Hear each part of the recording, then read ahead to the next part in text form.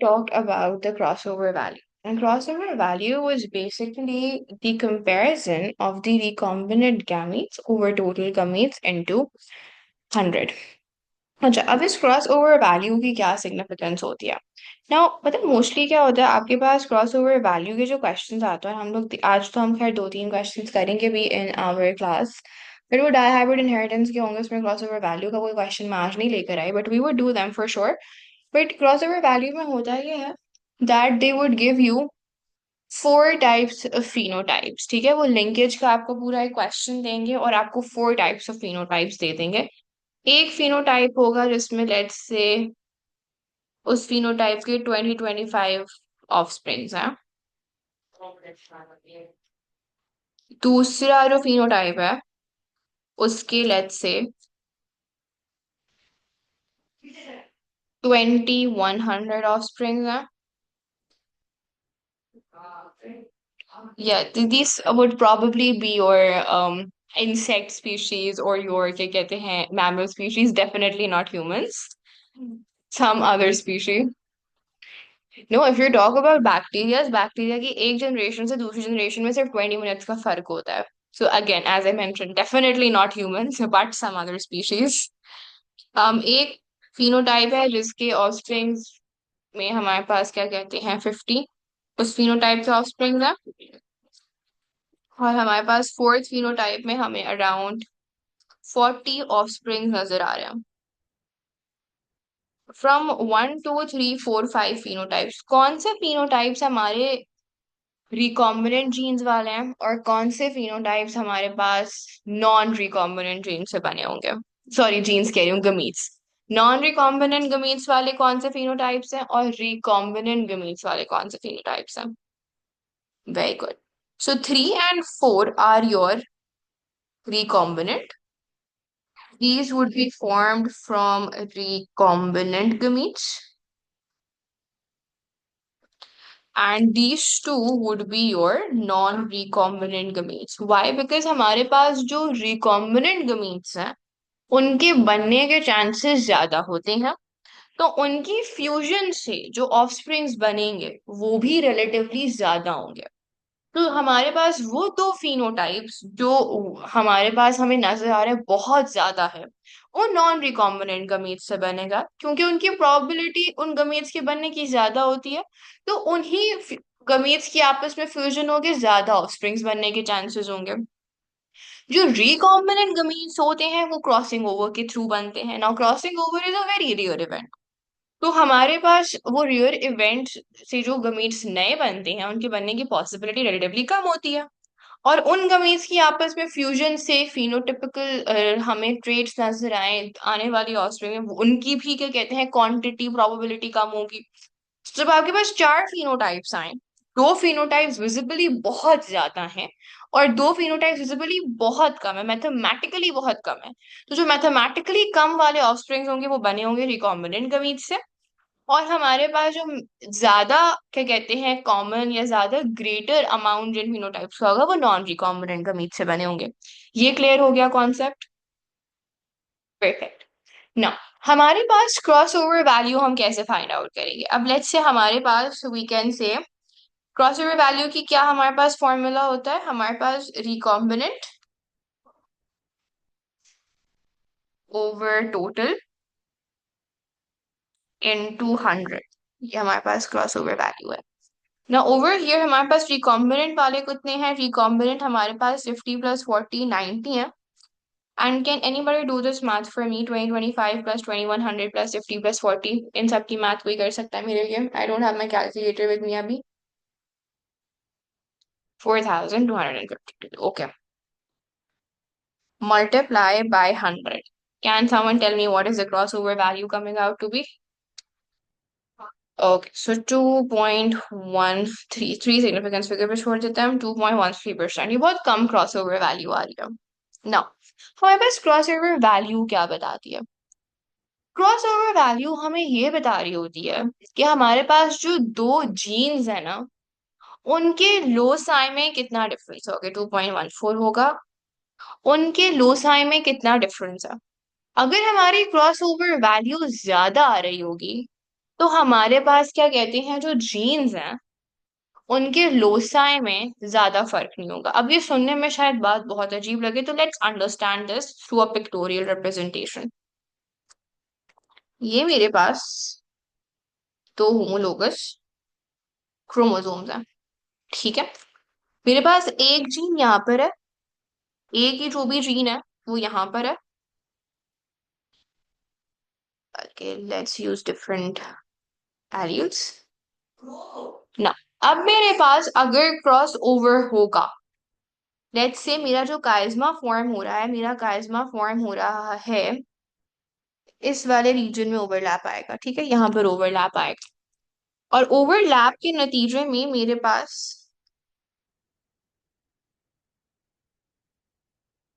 This is my chiasma that is being form. यहाँ पर capital B था, sorry, यहाँ पर स्मॉल बी था, यहाँ पर कैपिटल बी था, ए was here, A was here.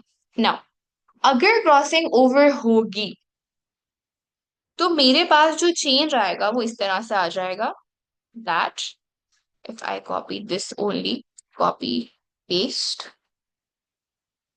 if crossing over really takes place, so मेरे पास this would come here, the small b comes here and the बड़ा वाला b goes there, exchange of genetic material हो गया in the case of crossing over took place. now अगर मेरी ये jeans करीब होती तो मेरे पास क्या होता, लेट्स से मेरे पास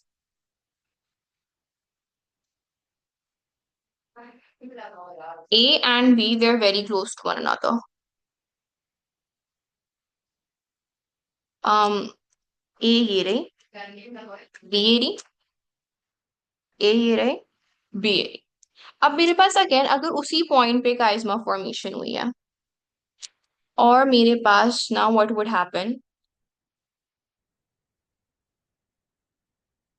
इसका स्मॉल बी था, इसका कैपिटल बी था। अगर हमारे पास क्रॉसिंग ओवर हो जाती है इस केस में,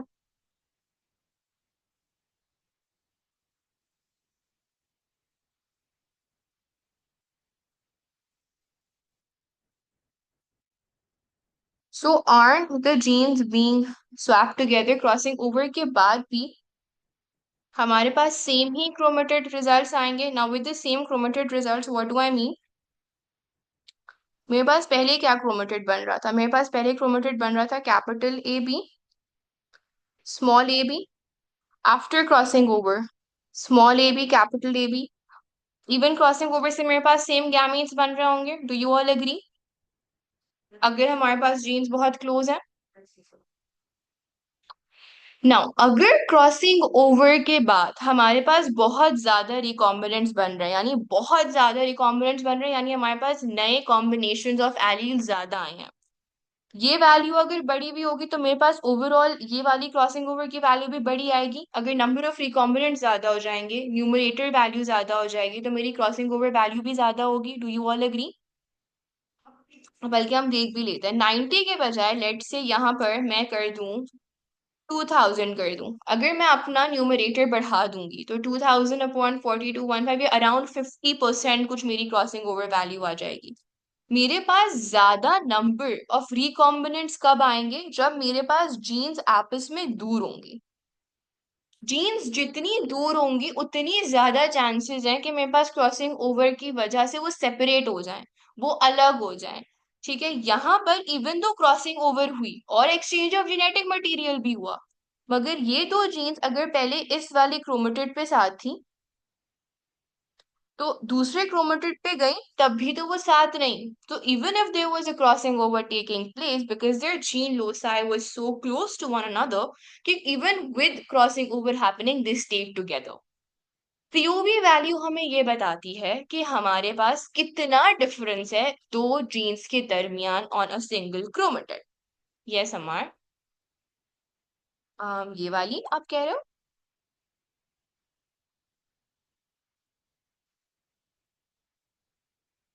Sure. यहाँ पर अगर मैं वो बनाऊं, क्या कहते हैं, गमीट्स बनाऊं। अच्छा, यहाँ पर ए होगा, लेट मी राइट दोनों साइड्स का, यहाँ पर ए, यहाँ पर बी, यहाँ पर ए, यहाँ पर बी, तो इनिशियली बिफोर क्रॉसिंग ओवर मेरे गमीज से capital A capital B small A small B, यहाँ पर क्या होगा, यहाँ पर तो ये अनअफेक्टेड रहा।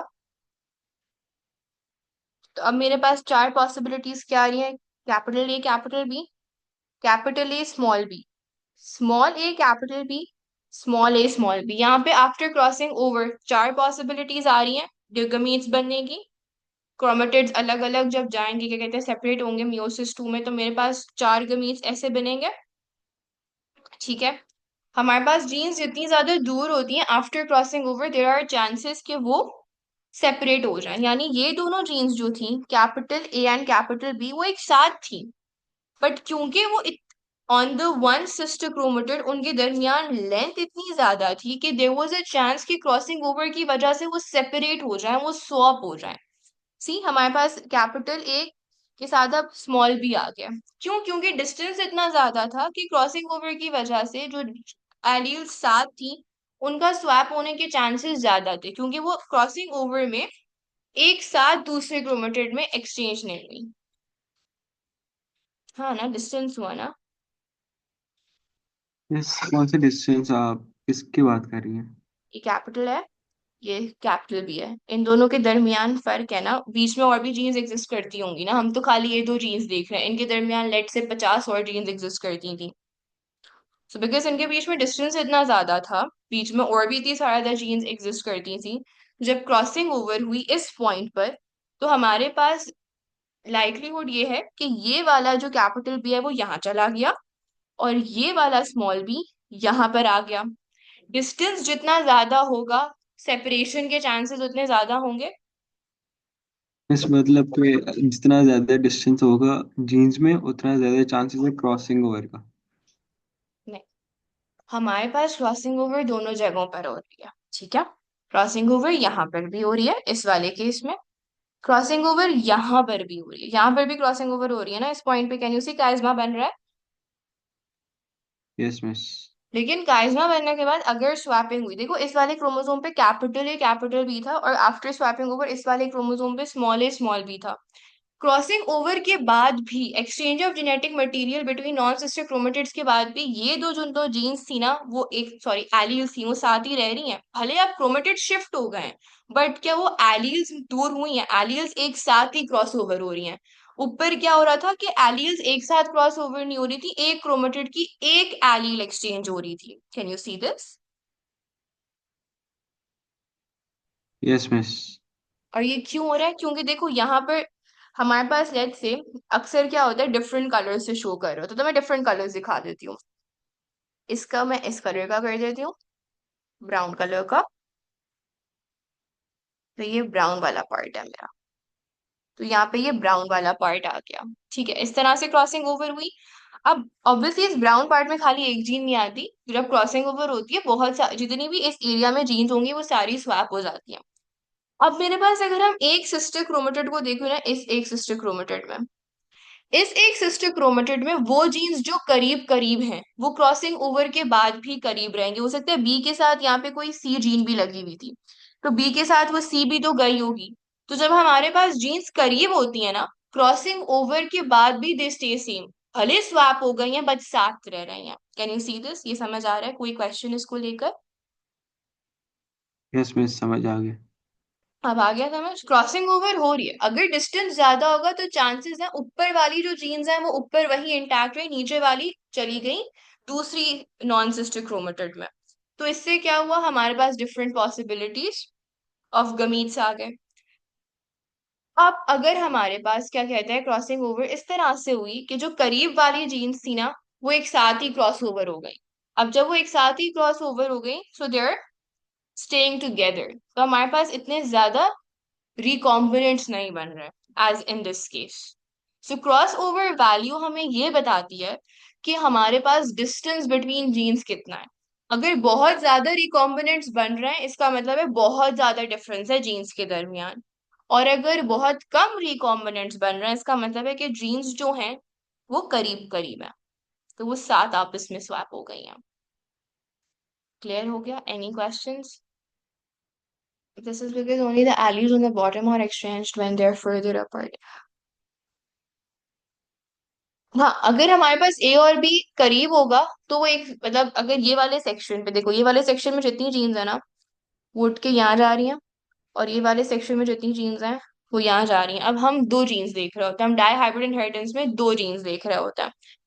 जो जो दो जीन्स हमारा कंसर्न है, अगर वो करीब हैं, वो उस एरिया में एग्जिस्ट कर रही हैं जिस एरिया में क्रॉसिंग ओवर हो रही है, तो हमारे पास क्या कहते हैं, वो even after crossing over, even when the genetic material has been exchanged, the alleles, those genes stay together.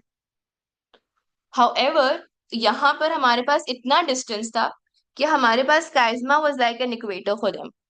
तो ये वाली जो सेक्शन है वो उठ के चला गया, लेकिन ये वाला सेक्शन उसके साथ उठ के नहीं गया, जिसकी वजह से हमारे पास न्यू रिकॉम्बिनेंट्स बने। Are you getting this now, Soha? Yes अम्मा, exactly.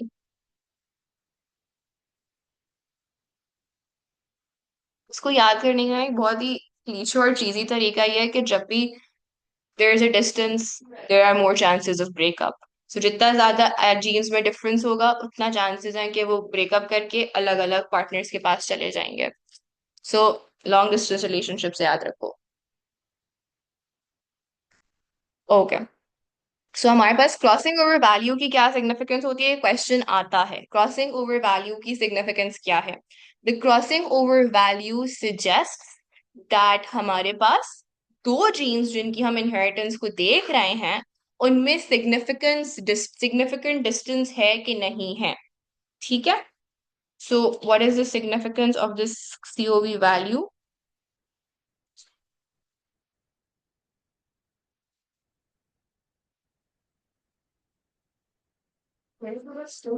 greater the COV value, greater the COV value, greater distance between the two genes loci. Clear हो गया?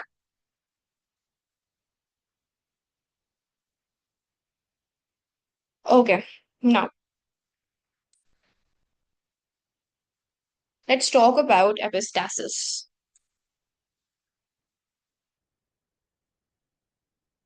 So epistasis basically हमारे पास एक फिनोमेना होता है when two genes on different loci are affecting one single phenotype. phenotype क्या होते हैं? phenotype हमारे पास होती हैं observable traits, observable characteristics. Now हमारे पास अगर एक पर्टिकुलर कैरेक्टरिस्टिक, एक पर्टिकुलर ट्रेट को दो जीन्स इन्फ्लुएंस कर रही हैं, उनको हम क्या, उस फिनोमेना को हम क्या बुलाते हैं? उस फिनोमेना को हम बुलाते हैं epistasis. So epistasis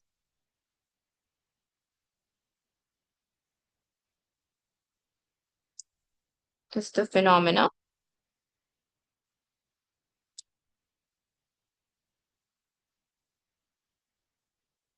where two or more non-linked genes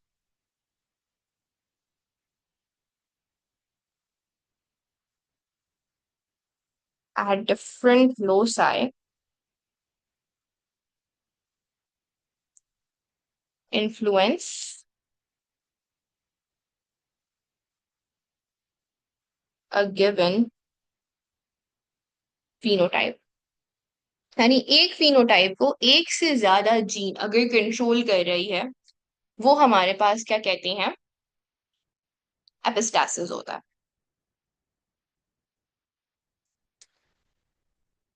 हमारे सिलेबस में यूजुअली जो एग्जांपल्स है ना, वो नॉन लिंक्ड की ही हैं। Mashal, in our syllabus most of the examples are of non linked genes. तो ये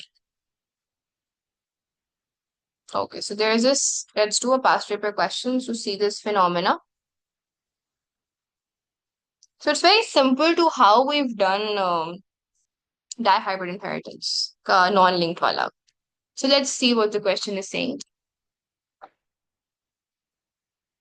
Yeah, it's from paper 4 and it's a recent question. I think so 2024 या तो October November का है या May June का है. Fur color in rabbits involves a number of different genes. Some of these genes interact. Gene 1 has two alleles, capital B, small b. The dominant allele B results in black fur. The recessive allele B results in brown fur. Gene 2 has two alleles, capital F and small f. The dominant allele F codes for a protein that allows the expression of gene 1. The recessive allele small f codes for a protein that does not allow the expression of gene 1, resulting in white fur. The two genes are on different pairs of autosomes. Can you guys see that this statement is telling us that this is the case of unlinked inheritance, non-linkage का case है. The two genes are on different pairs of autosomes, दो different bivalents पर हैं. So ये हमारे पास non-linkage का case है. तो फॉर एग्जाम्पल एक बाइवेलेंट पे हमारे पास एफ की जीन होगी और एक बाइवेलेंट पे हमारे पास वो बी वाली जीन होगी. सो हमारे पास examiner within the question हमें वो दे देता है, क्या कहते हैं, क्लू को ही दे देता है कि हमारे पास ये कौन सा वाला केस है. Complete the genetic diagram for a cross between two black rabbits that are heterozygous for both genes and show the ratio of possible offspring phenotypes. यहाँ पर एग्जामिनर आप लोगों पे बहुत मेहरबान हो गया था और उसने आप लोगों को खुद ही जीनोटाइप्स लिख के दे दिया पेरेंट्स के. Usually you have to make them yourself. तो यूजुअली हो सकता है आपके पास स्टेटमेंट खाली इतनी आती. Let's complete the genetic diagram for a cross between two black rabbits that are heterozygous for both the genes. इसी से आप प्रिडिक्ट कर सकते थे कि हमारे पास जीनोटाइप क्या बनेगा. So most of the times you won't get this. इसका भी एक मार्क होगा कि आप खुद जीनोटाइप्स बनाओ. Yeah, they even drew the boxes for the candidates. उन्होंने खुद ये पनेट स्क्वायर बना के दिया. अच्छा, अब ये एपिस्टासिस का केस कैसा है. एपिस्टासिस का क्या मतलब होता है. एपिस्टासिस का मतलब होता है कि दो या दो से ज्यादा जीन्स एक पर्टिकुलर फिनोटाइप, एक पर्टिकुलर कैरेक्टरिस्टिक को इन्फ्लुएंस कर रहे हो. नाउ हमारे पास अगर हम इस केस में देखें, इस क्वेश्चन में देखें, हमारे पास फिनोटाइप क्या है. हमारे पास फिनोटाइप है फर कलर. यूजुअली हम जो केसेस मोनोहाइब्रिड में देख रहे होते हैं स्किन कलर के, फर कलर के, उसमें उन्होंने हमें एक जीन का बता दिया होता है जो कलर की जीन होती है और हम कहते हैं कि भाई ये वाला कलर डोमिनेंट है, ये वाला कलर रिसेसिव है. और हम खाली एक जीन की एलील से क्या कहते हैं, ऑफस्प्रिंग का फर कलर प्रिडिक्ट कर देते हैं. यहाँ पर दे आर सेइंग कि नहीं, फर कलर को एक जीन कंट्रोल नहीं कर रही बल्कि दो जीन्स कंट्रोल कर रही हैं फर कलर को इन दिस रैबिट. जीन 1 हमें ये बताएगी कि अगर हमारे पास ब्लैक फर होगा या ब्राउन फर होगा. लेकिन उसके लिए हमारे पास एक ऐसा प्रोटीन की जीन होनी चाहिए जो कि अलाउ करे इन कलर्स के एक्सप्रेशन को. यानी ये इन कलर्स के एक्सप्रेशन को कंट्रोल करने के लिए हमारे पास एक जीन 2 है. So can you see how two genes are interacting together to control just a single phenotype which is the fur colour. Epistasis clear हो रहा है. एपिस्टासिस का नाम सुन के ना अक्सर डर जाते हैं कि पता नहीं ये क्या phenomena, but it's actually very simple और एग्जामिनर पूरा केस आपको ब्रेक डाउन करके देगा. ठीक है. और यहाँ पर ही was very nice to give you the genotypes as well. अगर नहीं भी देता तो भी आई एम प्रीटी श्योर अब तक हम जितने जीनोटाइप्स की प्रैक्टिस कर चुके हैं आप लोग ये इस इंफॉर्मेशन से बना सकते थे. एपिस्टासिस वाली बात रिपीट कर दूं अमर. देखो एपिस्टासिस की डेफिनेशन पढ़ते हैं. एपिस्टासिस की डेफिनेशन क्या है. It is the phenomena where two or more than two non linked genes, दो अलग अलग या दो से ज्यादा अलग जीन्स एक पर्टिकुलर फिनोटाइप. फिनोटाइप क्या होता है. Observable characteristic, observable trait. एक ऑब्जर्वेबल ट्रेट को अगर दो या दो से ज्यादा जीन्स इन्फ्लुएंस कर रही हैं, कंट्रोल कर रही हैं, उस फिनोमेना को हम एपिस्टासिस बुलाते हैं. एक ही फिनोटाइप है, ऐसा नहीं है कि हमारे पास दो जीन्स दो डिफरेंट फिनोटाइप्स दे रहे हैं. जैसे अभी तक हमने डायहाइब्रिड में जो केसेस देखे थे हमने कहा था एक स्किन कलर की जीन हम देख रहे थे, एक हाइट की जीन देख रहे थे. अब स्किन कलर की जो जीन है उसका कोई इन्फ्लुएंस नहीं है ऑन द हाइट का ट्रेट. जो हाइट की जीन है उसका कोई इन्फ्लुएंस नहीं है ऑन द स्किन कलर का ट्रेट. दो जीन्स हैं और उन दो जीन से दो अलग अलग फिनोटाइप आ रहे थे, है ना. एपिस्टासिस में क्या होता है कि दो, तीन या उससे ज्यादा जीन्स एक ही फिनोटाइप को कंट्रोल कर रही हैं. यहां तक क्लियर हुआ मार. अब मैं इसको क्वेश्चन से रिलेट कर दूं. Yes epistasis miss. समझ आ गया. ओके. इस क्वेश्चन में क्या कह रहा है हमें एग्जामिनर. एग्जामिनर कह रहा है कि हमारे पास fur colour in rabbits involves a number of different genes. Some of these genes interact. Rabbit का जो फर कलर है उसको खाली एक जीन डिटरमाइन नहीं कर रही, उसको एक जीन कंट्रोल नहीं कर रही, बल्कि मल्टीपल जीन्स हैं। यहाँ पे उसने दो जीन्स के बारे में हमें बताया जो कि कंट्रोल कर रहा है रैबिट के फर कलर को। हमारे पास एक फिनोटाइप की बात होती है, ये एक सिंगल फिनोटाइप है। अच्छा यहाँ पे जगह नहीं है but let me write here, single phenotype, single observable trait है हमारे पास। Gene one has two alleles, capital B small B, ये हमें बताएगा कि फर का कलर क्या होगा, या तो ब्राउन होगा या ब्लैक होगा, ये वाली जो जीन बी है। बट हमारे पास ये कलर जो जीन बी प्रोड्यूस करेगा, उसको एक्सप्रेस करने के लिए हमारे पास एक और जीन होती है, gene F. The gene F basically controls whether the gene 1 would express or not. So the dominant allele F codes for a protein that allows the expression of gene 1. ये वाली जीन होगी तभी ये दोनों jeans आपस में express कर सकेंगी। अगर ये जीन नहीं होगी, अगर हमारे पास डोमिनेंट एलील एफ नहीं होगा, तो हमारे पास इस वाली जीन का एक्सप्रेशन रुक जाएगा। ना ब्लैक फर प्रोड्यूस हो सकेगा, ना ब्राउन फर प्रोड्यूस हो सकेगा। फिर क्या फर बनेगा, व्हाइट फर बनेगा।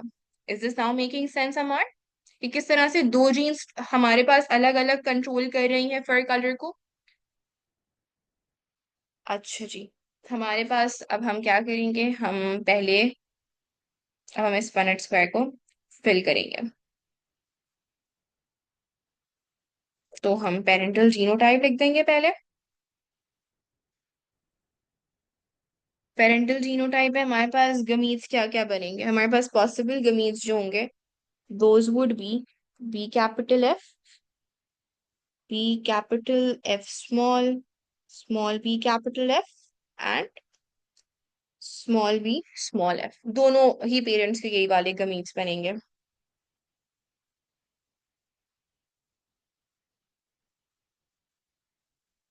सो कैपिटल बी एफ,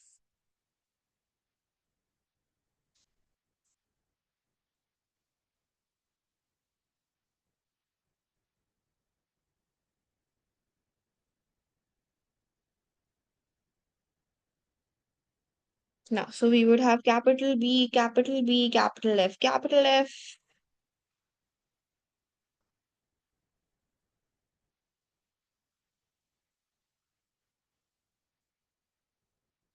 अगर मैं किसी स्क्वायर में गलती कर दूं please point it out to मी।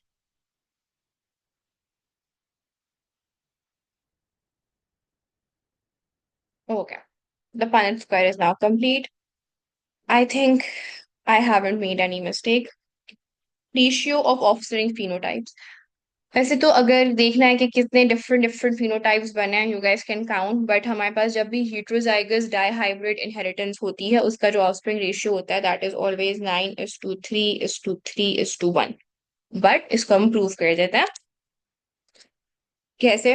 अच्छा, इसके पास हमारे पास एफ वाली जीन है तो ब्लैक या ब्राउन कलर तो आएगा। तो जहां पर कैपिटल एफ वाली जीन है वहां पे ब्लैक और ब्राउन कलर आएगा। इन दिस केस हमारे पास क्या फर होगा, हमारे पास ब्लैक फर होगा। और हमारे पास क्या कहते हैं,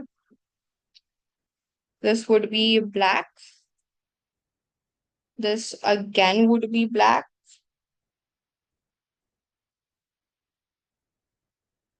black। हाँ मुझे भी यही लग रहा है इसमें डिफरेंट आएगा मैंने इतने कॉन्फिडेंटली बोला 9:3:3:1, बट मुझे लग रहा है इसमें डिफरेंट आएगा। इसमें 3:3 फिनोटाइप्स आएंगे, 4 फिनोटाइप्स नहीं आ सकते इसमें। इसमें ब्लैक ब्राउन या व्हाइट ही आ सकता है, चौथा और कोई फिनोटाइप है नहीं। I just love, I was so confidence, 9:3:3:1 आएगा। अच्छा यहाँ पर हमारे पास कैपिटल एफ की जीन है नहीं, तो हमारे पास इवन दो डबल ब्लैक होगा, इसीलिए मेरी तरह ओवर कॉन्फिडेंट होकर कोई भी नहीं आएगा पेपर में, सब कंफर्म करेंगे, क्रॉस चेक करेंगे। तो हमारे पास क्या कहते हैं यहाँ पर, although we have the dominant allele for black, but because we do not have the allele which is responsible for coding of these colours, हमारे पास क्या कहते हैं, we would have white fur colour. So ये हमारे पास white फर होगा। Then हमारे पास क्या कहते हैं, this would be black This would be white. Oh my God, this is so annoyingly frustrating at this point. This would be black. Black. This would be brown. Brown. White. White. Brown and brown. Can you guys tell me what the ratio is coming out to be? 1, 2, 3, 4, 5, 6, 7, 8, 9. 9 black है हमारे पास. So we have 9 black. We have 3 white. And how many browns do we have? We have 1, 2, 4 white. And we have 3 brown. है ना? Is that what it is coming? So black is to brown is to white. Is epistasis clear that how two genes interrelate to produce one particular phenotype? Phenotype क्या था? फर colour था. लेकिन उस फर colour को control खाली एक gene नहीं करी थी, मोर देन वन जीन करी थी, दो जीन्स करी थी. And lesson learn, don't be over confident like Miswa, confirm करके रेशियो लिख कर आएंगे सब. ओके, एक और क्वेश्चन कर लेते हैं and then we'll call it a day. अच्छा, ये क्वेश्चन रायमा स्पेशली मैं आपके लिए लाई हूँ. सो मुझसे किसने, आई थिंक सो आपने पूछा था ना, F2 जनरेशन का कोई क्वेश्चन तो नहीं आ सकता ना. F2 जनरेशन क्या कहते हैं, मैं समझाती हूँ क्या सीन है. हमारे पास जो हम देख रहे होते हैं ना, no no, it's just that के I would have never done this mistake in my CI. I am very serious when I am doing my CI exam. आज मैं आप लोगों के लिए जब क्वेश्चन ढूंढ रही थी ना, क्रॉसेस के, आई रियली वांटेड कि हम लोग बीच बीच में क्रॉसेस की प्रैक्टिस करें साथ साथ. तो I was like damn, I want to give my A2 exam again, it's so fun. I miss A2 biology. It was my favorite. Okay. I personally hate biodiversity वाला chapter थोड़ा सा. And gene tag was a little. I love gene tag, but there's a lot of ratta in gene tag, so that's why I didn't like it.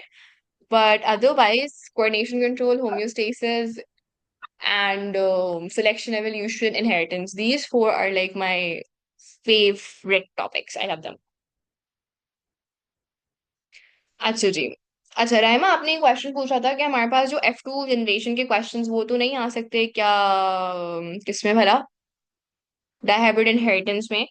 तो उससे related मैं आपको एक चीज explain करती हूँ कि हमारे पास जो वो हीट्रोजाइगस होते हैं ना डायहाइब्रिड्स के, जो हम हीट्रोजाइगस ये बना रहे होते हैं, ये हीट्रोजाइगस एक्चुअली होते हैं F1 जनरेशन. ये क्यों F1 जनरेशन होता है? क्योंकि हमारे पास हीट्रोजाइगोट हमेशा होमोजाइगस डोमिनेंट और होमोजाइगस रिसेसिव के क्रॉस से आते हैं. Is that true? I want all of you to answer this to me कि कभी भी हमारे पास किसी भी फॉर्म का, चाहे मोनोहाइब्रिड इनहेरिटेंस हो या डाइहाइब्रिड इनहेरिटेंस हो, हमारे पास अगर हीट्रोजाइगस ट्रेट आ रहा है, तो हमारे पास हीट्रोजाइगोट्स यूजुअली जो बनते हैं वो कहाँ से बनते हैं? वो एक पेरेंट क्या होगा, होमोजाइगस डोमिनेंट होगा, और एक पेरेंट होमोजाइगस रिसेसिव होगा, जिसकी वजह से ऑल ऑफस्प्रिंग्स आर heterozygous. ठीक है. In yes yes. heterozygous को जब हम क्रॉस कराते हैं और हम जब ये पनेट स्क्वायर बनाते हैं, तो ये actually this is your F2 generation. और इस F2 जनरेशन का फिर हम कोई F3 नहीं बना रहे होते हैं. ठीक है. सो अगर F2 आएगा तो ये जो हम पनेट स्क्वायर बना रहे होते हैं, जो हम 16 पेयर्स 16 ऑफस्प्रिंग्स की प्रोबेबिलिटी लिख रहे होते हैं, वो 16 ऑफस्प्रिंग्स एक्चुअली F2 जनरेशन होती है. ठीक है. ओके, मैसेज आ गया. If all the offsprings are heterozygous, अगर सारी ऑफस्प्रिंग heterozygous आ रही है ना एमा, देन हमारे दोनों parents would be homozygous dominant and homozygous recessive. All offsprings if they are heterozygous, then definitely एक पेरेंट हमारे पास homozygous dominant होगा और एक पेरेंट homozygous recessive होगा, जो हम टेस्ट क्लास में हम देख भी चुके हैं. ठीक है. अच्छा, now a genetic process can be used to investigate patterns of inheritance. A mutation in a gene involved in fruit color in tomato plants, solanum, lipose, whatever, results in the production of yellow fruits instead of red fruits. A genetic cross was carried out between a pure breeding plant with a red fruit and a pure breeding plant with a yellow fruit to produce F1 generation. All offspring plants produce red fruits. I want all of you to take a minute, read this paragraph, and tell me the genotype of both these parents. And also tell me कि हमारे पास dominant trait कौन सा है और recessive trait कौन सा है. I want you guys to just send it to me everyone से अपनी सेटिंग प्लीज हटा दो. Tell me the genotypes of the parents and tell me कि हमारे पास डोमिनेंट फ्रूट कलर कौन सा है. हमारे पास हम कितने ट्रेड्स देख रहे हैं, कितने ट्रेड्स की इनहेरिटेंस देख रहे हैं मिशाल.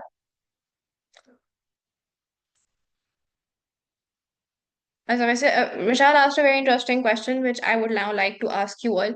ये जो क्वेश्चन है ये मोनोहाइब्रिड इनहेरिटेंस का क्वेश्चन है या डाईहाइब्रिड इनहेरिटेंस का क्वेश्चन है. करेक्ट अमार.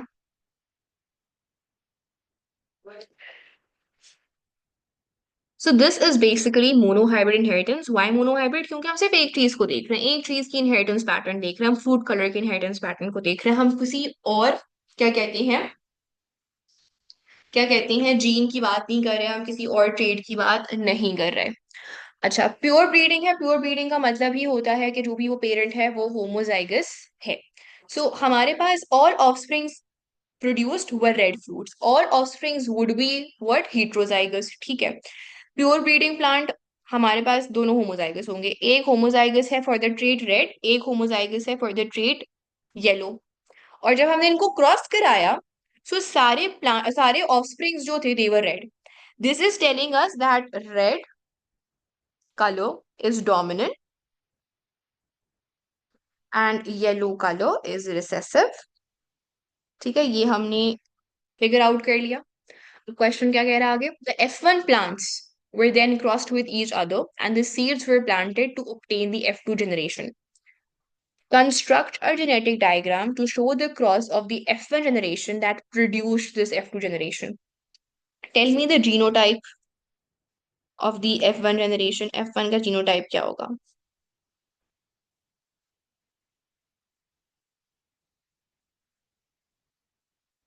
सो हमारे पास F1 जितनी भी है वो सारी क्या है, वो हमारे पास heterozygotes है.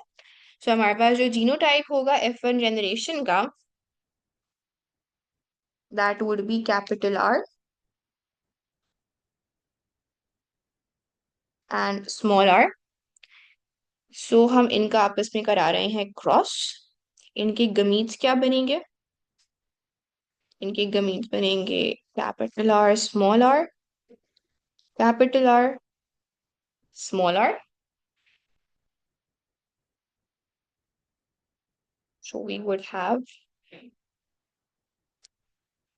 capital R, capital R, capital R, small r.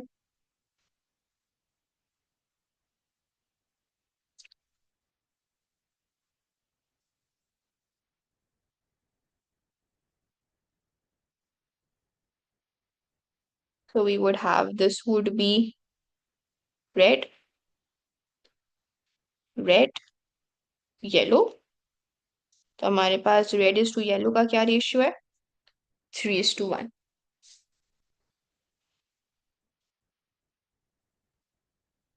Okay. A theoretical dihybrid cross involves two genes located on different autosomes. अच्छा अगर हमारे पास two genes are located on different autosomes, are those two genes linked or are those two non-linked genes? Non-linked genes. Very good. So they are non-linked. So now are you guys understanding how question ही हमें बता देगा कि हम किस situation, किस scenario की बात कर रहे हैं. So जब हम theoretically पढ़ते हैं हमें लगता है कि हमें कैसे पता चलेगा, but examiner gives you that information खुद से ही. So you just need to read between the lines. और कभी कभार between the lines भी नहीं पढ़ना पड़ता, सामने लिखी भी होती है वो बात. Each gene has two alleles, one dominant and one recessive. A parent homozygous dominant for both genes is crossed with a parent that is homozygous recessive for both genes. This produces F1 individuals that are then crossed to produce the F2 generation. State the phenotypic ratio of this dihybrid F2 generation and explain why some of these offspring phenotypes are different from the original parental phenotypes. सबसे पहले F1 individuals जो हैं, can you guys tell me उनका phenotype? अभी हम एक assume कर लेते हैं, हमारे पास एक जो जीन है वो कैपिटल ए स्मॉल ए है, एक जीन है capital B small B. In इस रिस्पेक्ट से मुझे F1 इंडिविजुअल्स का जीनोटाइप बताओ। Take a moment, read this para आराम से, एंड देन आंसर मी कि F1 इंडिविजुअल्स का जीनोटाइप क्या होगा। Again just send it to me, not on everyone. Right, I want you guys to express this कि लिखोगे किस तरह से। ऑल्दो यहाँ पे हमें लिख के कुछ नहीं देना, बट मैं फिर भी अंडरस्टैंड करना चाह रही हूँ। आर यू गाइस क्लियर कि नॉन लिंक्ड का हम जीनोटाइप कैसे लिखते हैं और लिंक्ड का जीनोटाइप कैसे लिखता है? मैं F1 इंडिविजुअल्स की बात कर रही हूँ। F1 individuals are the products of the homozygous dominant and the homozygous recessive. इन दोनों के क्रॉस से हमारे F1 पैदा हुए हैं। ओके, सो हमारे पास जो पेरेंट थे, homozygous parents, homozygous dominant and the homozygous recessive. Now हमारे पास जो जीन्स हैं वो नॉन लिंक्ड हैं। हम we would write capital A capital A, capital B, small A small B. They are gonna produce your F1 generation. F1 generation के जो individuals होंगे they would be capital A small A, capital B small B. All of them would have this genotype. Do you all agree? Sorry, ये small B होगा। Hmm, now ये F1 के जो हमारे पास parents आए हैं, इन F1 के पेरेंट्स को जिनका जो हमारा जीनोटाइप था capital A small A capital B small B, इनको हमने क्रॉस करवाया टू प्रोड्यूस F2 जनरेशन। अब हमारे पास जो F2 जनरेशन आएगी, हमें उसका फिनोटिपिक रेशियो स्टेट करना है। तो हमारे पास क्या फिनोटिपिक रेशियो आएगा F2 जनरेशन का? सो 9:3:3:1। सो 9:3:3:1। तो हमारे पास F2 जनरेशन के क्वेश्चन आते हैं, बट हमारे पास जो हम डायहाइब्रिड क्रॉसेस पढ़ रहे होते हैं ना, वो हम पढ़ ही वो क्या कहते हैं, बाय नेम हम नहीं पढ़ रहे होते F2 जनरेशन है, बट जो क्वेश्चन आएंगे ना हमें वो इस तरह से आ रहे होंगे। इनके फर्दर हम क्रॉसेस नहीं बना रहे होते। ठीक है, so this itself okay. Is your F2 generation, and I hope it's clear for the rest of you as well कि हमारे पास जो 9:3:3:1 है that is your F2 generation in itself. अच्छा, हमने रेशियो एक्सप्लेन कर स्टेट कर दिया। State the phenotypic ratio of the dihybrid F2 generation and explain why some offspring phenotypes are different from their original parental phenotypes। क्यों हमारे पास offspring के जो phenotypes हैं वो डिफरेंट है?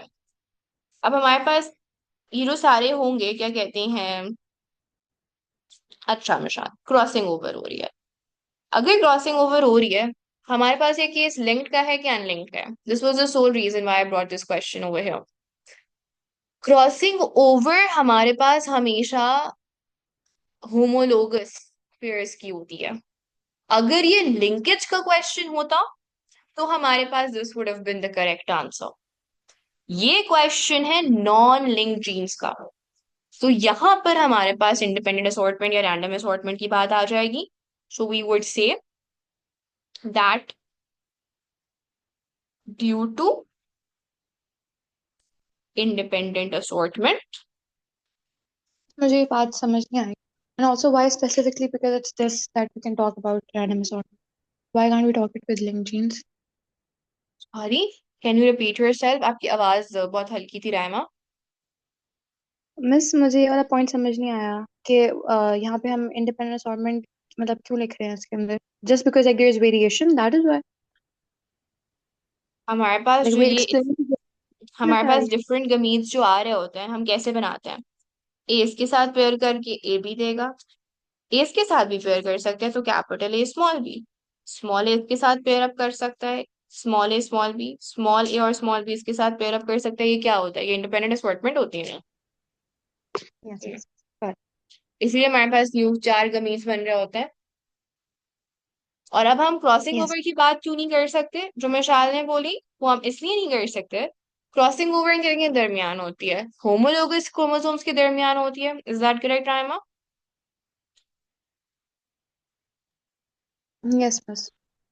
यहाँ पर पहला Oh, स्टेटमेंट क्या है? A theoretical dihybrid cross involves two genes located on different autosomes.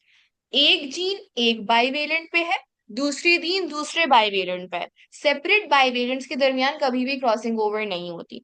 सो हमारे पास यहाँ पर जो वेराइटी आ रही है, यहाँ पर जो वेरिएशन आ रही है, that is not coming because of crossing over but because of independent assortments as ठीक है। the homologous chromosomes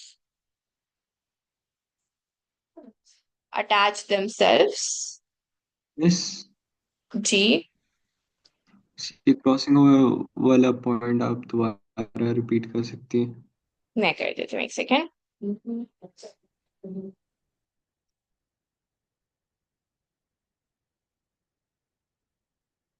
crossing over यहाँ पे क्यों नहीं हो सकती अमर?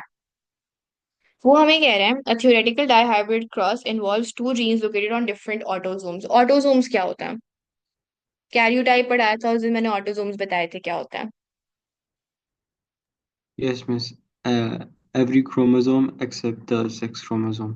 तो हमारे पास जो फर्स्ट 22 पेयर होते हैं वो सारे ऑटोसोम्स होते हैं, right? This is on different autosomes, और डिफरेंट ऑटोसोम्स का मतलब डिफरेंट पेयर के ऊपर है, एक ही क्या कहते हैं ऑटोसोमल पेयर के ऊपर नहीं, डिफरेंट ऑटोसोम्स। यानी कि लेट से जीन ए हमारे पास एग्जिस्ट करती है, भले इसके सेम फिनोटाइप हो, एलील्स हो या डिफरेंट फिनो एलील्स हो, ये इस पेयर पे एग्जिस्ट करेगी। दूसरा पेयर हमारे पास ये वाला है, तो जो जीन बी है वो खाली क्या कहते हैं दूसरे पेयर पे एग्जिस्ट करेगी। क्या हमारे पास इन दोनों के दरमियान क्रॉसिंग ओवर हो सकती है हमारे?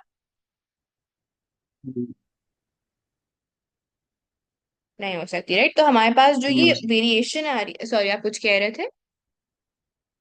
तो हमारे पास इस सिनेरियो में यस मिस। होगा क्या, कि हमारे पास जो गमीट्स बनेंगे हर गमीट में एक एक क्रोमेटिड जाता है, ठीक है? तो एक क्रोमेटिड इसका जाएगा और एक क्रोमेटिड इसका जाएगा। अब हमारे पास ये और ये साथ पेयर कर सकते हैं, कैपिटल ए कैपिटल बी, या ये कैपिटल ए स्मॉल बी वाले के साथ भी तो पेयर अप कर सकता है। तो ये वाली पॉसिबिलिटी आ गई। स्मॉल ए के साथ इस वाले क्रोमोसोम का कैपिटल बी आ सकता है, लेकिन स्मॉल ए के साथ स्मॉल बी भी तो आ सकता है। ये क्यों हो रहा है? ये हमारे पास इंडिपेंडेंट असॉर्टमेंट इन मेटाफेज 2 की वजह से हो रहा है। This is not because of crossing over. Are you now getting this? And to the rest of you, is this clear कि क्रॉसिंग ओवर क्यों नहीं एक्सप्लेनेशन हो सकती और इंडिपेंडेंट असॉर्टमेंट क्यों है? हमारा कोई एम्बिग्विटी? मिस, मिस समझ नहीं आ रही। म्यूसिस वाली वीडियोस देखी हैं अभी तक? जी मिस। देख ली, अच्छा। For the rest of you, you guys are free to leave. And if anybody of you has to revise your independent assortment, you guys can stay. मैं जल्दी से म्यूसिस वन में जो इंडिपेंडेंट assortment है वो समझा देती हूँ। अच्छा जी, हमारे पास म्यूसिस म्यूसिस म्यूसिस, ओके, इधर देखो।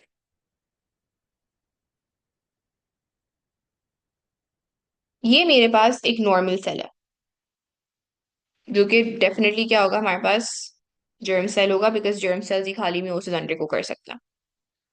हमारे पास सबसे पहले क्या होता है, हमारे पास डीएनए रेप्लिकेशन होती है। इंटरफेज में, एस फेज में होती है डीएनए रेप्लिकेशन, जिसकी वजह से हर क्रोमोसोम का एक आइडेंटिकल डीएनए आके लग जाता है। ये कॉन्सेप्ट है हमारा। Is this what will happen? Yes miss. अच्छा, ये हो गया हमारे पास ना। अब हमारे पास जो सेल है, अभी इसमें म्यूसिस स्टार्ट नहीं हुआ, इसमें एक होमोलोगस पेयर ये है, ये इसको कहाँ से मिला, ये इसको अपने फादर से मिला होगा, और उस होमोलोगस पेयर का एक जो सेट है वो उसको मदर से मिला होगा। फिर एक और होमोलोगस पेयर है जो फादर से मिला था, और एक और होमोलोगस पेयर है, नहीं सॉरी, एक होमोलोगस पेयर का एक क्रोमोसोम उसको फादर से मिला, एक क्रोमोसोम मदर से मिला। दूसरे होमोलोगस क्रोमोसोम से भी एक जो क्रोमोसोम है वो फादर से मिला, एक मदर से मिला। यहां तक मेरे साथ हो? Yes miss. अब हम कर रहे हैं मियोसिस। मियोसिस वन में क्या होता है, हमारे पास बहुत सारी चीजें होती हैं। प्रोफेज वन में हमारे पास क्रॉसिंग ओवर, वो सॉरी क्रॉसिंग ओवर कह रही हूँ, काइज्मा फॉर्मेशन होगी, कि हमारे पास जो सिमिलर पे वो हैं पार्टनर्स, यानी जो होमोलोगस क्रोमोसोम्स हैं, जो सिमिलर लुकिंग क्रोमोसोम्स हैं, वो एक साथ आना शुरू हो जाएंगे। यानी पहले ये वाले इतने साथ साथ नहीं थे, ये लोग स्कैटर्ड थे, ये सारे क्रोमोसोम्स आपस में स्कैटर्ड थे। प्रोफेज वन जी में मिस, दीज साइनेप्सिस होगी। साइनेप्सिस हुई, ये अपने पास अपने पार्टनर के पास आ गए ढूंढ ढांड के किसी तरह से। अब जब साइनेप्सिस हुआ, क्रॉसिंग ओवर हुई, सब वो, हम जा रहे हैं मेटाफेज पर। हमने प्रोफेज स्किप करके हम आ गए मेटाफेज पर। हमारे पास हमने करना क्या है, हमने 2n से, 2n का क्या मतलब है, there are two sets of chromosomes, एक फादर से आया है एक मदर से आया है। हमें 2n से जाना है n पर इन मियोसिस वन। यानी हमें होमोलोगस पेयर्स को अलग करना है। मियोसिस वन में जो होमोलोगस क्रोमोसोम्स हैं वो अलग हो रहे होते हैं। नाउ मेरे पास अगर होमोलोगस क्रोमोसोम्स अलग हो रहे हैं, तो हमारे पास फादर का एक और मदर का एक एक जाना चाहिए in my diploid cell, sorry haploid cell, जहां पे हार्विंग हो रही है। सो हमारे पास पॉसिबिलिटी क्या है, पॉसिबिलिटी ये है कि एक गमीट में ये चला गया, और जो दूसरा वाला आया वो भी फादर का था, और हमारे पास क्या कहते हैं, एक गमीट ऐसा बन गया जिसमें बड़े वाले पेयर का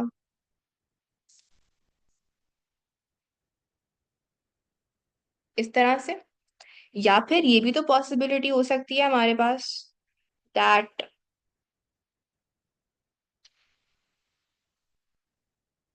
बड़ा वाला ब्लू आया और छोटा वाला हमारे पास रेड आया। या फिर हमारे पास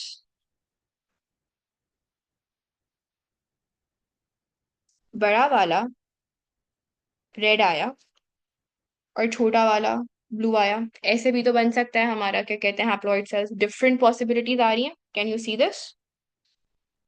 यस मिस। इसको कहते हैं इंडिपेंडेंट असॉर्टमेंट।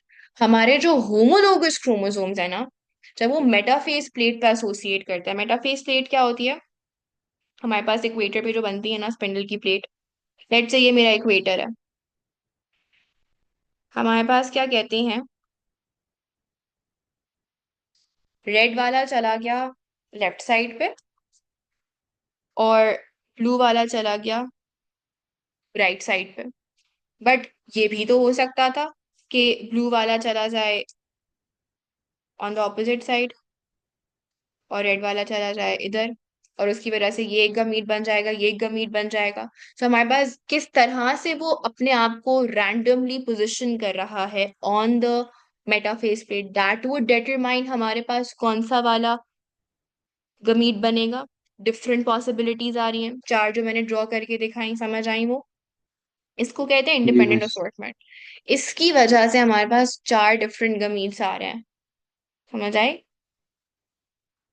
यहाँ पे क्रॉसिंग ओवर यस नहीं मिस। हुई थी, यहाँ पे सिर्फ इंडिपेंडेंट असॉर्टमेंट हुई। रैंडमली कोई भी हो, every homologous chromosome has an equal chance to go in any gamete it wants to, but हर पेयर का एक एक क्रोमोसोम जाएगा। किसी ने क्वेश्चन किया था कि मिस ऐसा क्यों नहीं हो सकता कि एक क्रोमोसोम में हमारे पास, सॉरी एक गमीट में हमारे पास क्या कहते हैं ये दो चले जाएं, और एक गमीट हमारा ऐसा बन जाए जिसमें ये दोनों चले जाएं।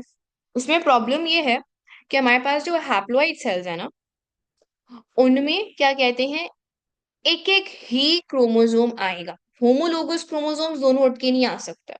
ठीक है, समझ आ रही है? इसको मैंने कैरियोटाइप से एक्सप्लेन किया था, कैरियोटाइप जल्दी से दिखा देती हूँ मैं। हम्म देखो, हर होमोलोगस क्रोमोसोम की शेप यूनिक है ना।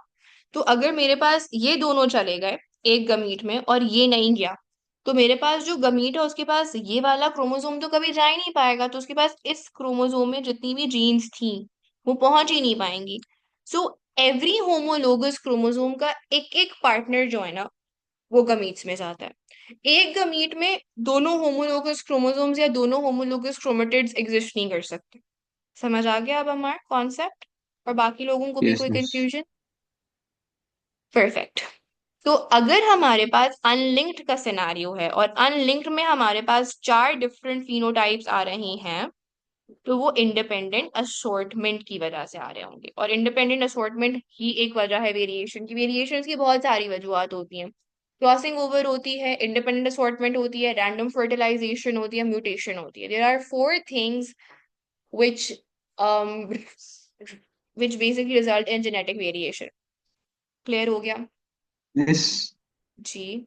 जो कि ये मीन लाइक इंडिपेंडेंट असॉर्टमेंट में भी चार पॉसिबिलिटीज है, इसकी वजह से ये चीज़ हो रही है। बिकॉज इस क्वेश्चन में हमें चार पॉसिबिलिटीज मिली है ना, 9:3:2, 3:1।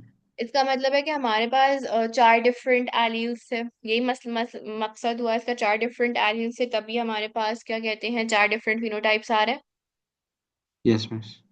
अब वो चार डिफरेंट एलील्स क्यों आ रहे हैं? क्योंकि हमारे पास चार डिफरेंट गमीट्स बन रहे हैं, और हर गमीट बनने का इक्वल लाइक्लीहुड है, और हर गमीट के पास इक्वल चांस है कि वो जाके फर्टिलाइज कर सके दूसरे पेरेंट के गमीट को।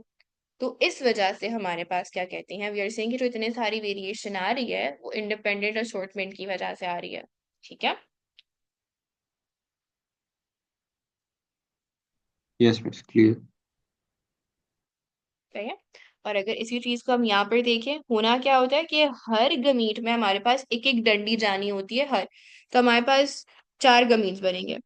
एक गमीट में ये डंडी गई, एक गमीट में ये डंडी गई, एक गमीट में, ये तो बहुत ही मेसी हो रहा है, दूर दूर कर देती हूँ थोड़ा सा। आई एम सॉरी अगर आप लोगों का टाइम वेस्ट हो रहा है, मैं इतनी डिटेल में एक्सप्लेन कर रही हूँ, बट आई जस्ट होप कि कॉन्सेप्ट क्लियर हो जाए सबका। मजा आ रहा है, अल्लाह मुझे कोई इतनी इनहेरिटेंस पड़ा है, मेरा तो सर घूम जाए, मुझे तो कोई मजा ना है। अच्छा, अब देखो सब, ये एक गमीट है, इस गमीट में ये वाली डंडी चली गई। अब यहां से कोई सी भी डंडी आ सकती है, मतलब कोई सी भी डंडी इसमें आ सकती है, राइट, इस गमीट में। तो या तो कैपिटल भी आएगी या स्मॉल भी आएगी। तो हमारे पास इस केस में क्या सीन सिनारियो होगा, capital A, capital B, capital A small B. यही हो सकता है पॉसिबिलिटी कैपिटल ए के साथ हमारा, and the rest of you. अब अगर हम स्मॉल ए वाली डंडी को देखें, ये स्मॉल ए की डंडी है, इसका गमीट बन रहा है। अब ये या तो कैपिटल बी के साथ पेयर अप होगी या स्मॉल बी के साथ पेयर अप होगी। In that case small A capital B, small A small B. ये चार पॉसिबिलिटीज आई, क्यों?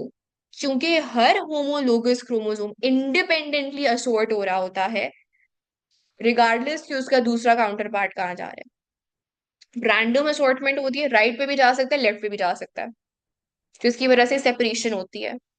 और उस सेपरेशन में हमारे पास कोई सा भी किसी भी गमीट में जा सकता है। इक्वल लाइक्लीहुड होता है, इक्वल चांसेस होते हैं।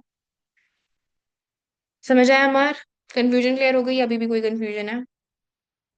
यस? मिस, क्लियर है। क्लियर है? ओके, ठीक है।